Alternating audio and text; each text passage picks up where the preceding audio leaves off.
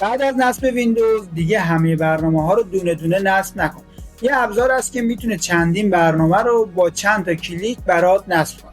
هر بار که ویندوز نصب میکنی باید بری دنبال مرورگر، پلیر، پیام رسان و کلی نرم افزار دیگه.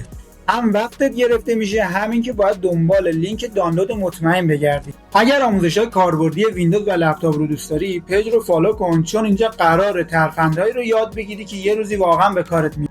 حالا بریم سراغ ابزار. اسمش نینایت هستش. وارد سایت نینایت شو. برنامه‌هایی که لازم داری مثل کروم، فایرفاکس، VLC، تلگرام انتخاب کن. بعد روی Get Your Ninite بزن.